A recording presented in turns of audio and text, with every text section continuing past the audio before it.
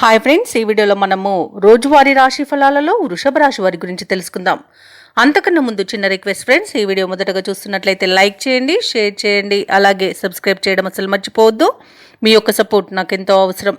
ఇక వృషభ రాశి వారికి ఈరోజు చూసుకున్నట్లయితే చిన్ననాటి మిత్రులతో వివాదాలు కలిగే అవకాశం కనిపిస్తుంది.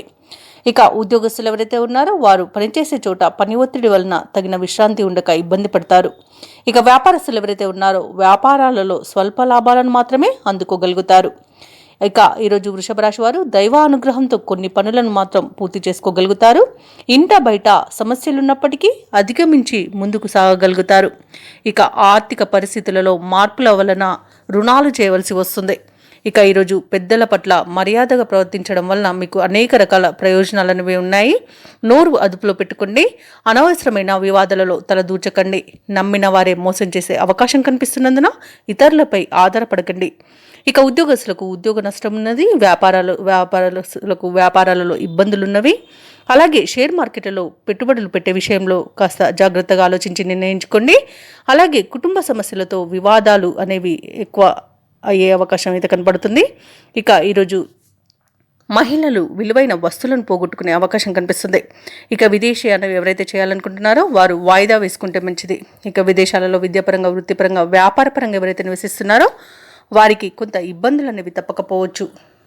ఇక వృషభ రాశి వారికి బంధువులతో తగాదాలు ఏర్పడే అవకాశం కనిపిస్తుంది. ముఖ్యమైన కార్యక్రమాలను మధ్యలోనే విరమించాల్సి వస్తుంది. ఇక రోజంతా వ్యయ ప్రయాసాలే మిగులుతాయి. ఇక ఆరోగ్యంపై ప్రధానంగా శ్రద్ధ వహించండి. వేలకు బుధించడం, వేలకు నిద్రించడం చేయడం వలన మీరు కాస్త ఆరోగ్యాన్ని కాపాడుకున్నట్టుగా ఉంటుంది. అలాగే అనుకోని ప్రయాణాలకు సిద్ధం కావాల్సి ఉంటుంది. ఇంటి నిర్మాణ యత్నాలు ఎవరైతే చేస్తున్నారో ఆ ప్రయత్నాలలో సందిగ్ధత అనేది నెలకొంటుంది. ఇక వ్యాపార వాణిజ్యవేత్తలు ఎవరైతే ఉన్నారో వారి యొక్క వ్యాపార లావాదేవీలు మందగిస్తాయి.